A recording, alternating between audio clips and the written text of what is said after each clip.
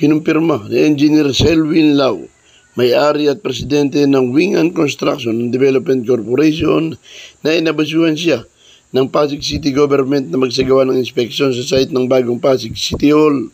Sa isang press conference, sinabi ni Engineer Lau na nagmensahe sa kanya sa pamamagitan ng messenger si City Administrator Attorney James Manzanero.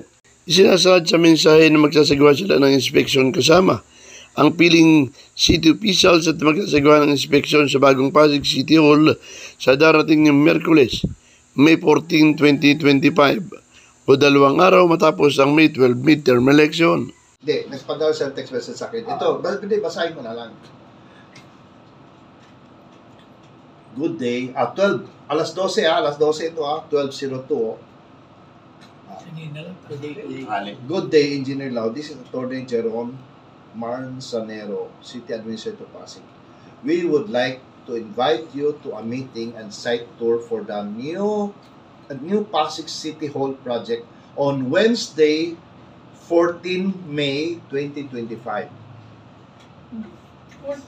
Tapos na election. Next week pa. Next week.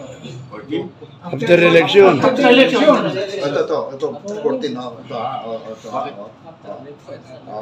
So, di ba piling urgent? At 10 a.m. to be held at the construction site located along Caruncho Avenue, Barangay San Nicolas, Pasig City. Inakyat ko lang yung ano. Should you need further details or assistance, please feel free to reach me through this number. So, nalaman ko number niya ito. Okay? Maraming salamat po and God bless. Una nang hinamon nila si Pasig City Mayor Vico Soto noong nakarang linggo na patutunayan niya na may anomalya sa 9.2 billion bagong Pasig City Hall building. Bigyan lamang umano siya ni Mayor Soto ng isang calculator at isang computer at patutunayan niya na mayroong anomalya. Hinamon din nila si Mayor Soto na magbitiw sa posisyon kapag kanyang napatunayan sa loob ng 6 na oras. Kung hindi, nakahanda siya na magpabilanggo. Idinagdag pa nito na kung makumpleto ang istruktura at sa pamamagitan ng reverse engineering at kinakailangang construction documents, kukwentahin niya ang tunay na halaga ng proyekto sa loob lamang ng 1 linggo. Sinabi pa nila na ang bagong City Hall project ay nasa 210,000 per square meter ang presyo.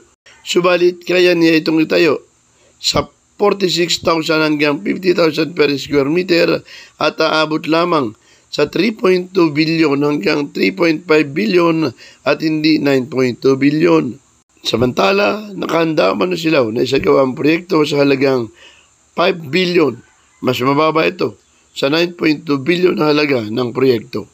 Felix Tambongco, The Observer News.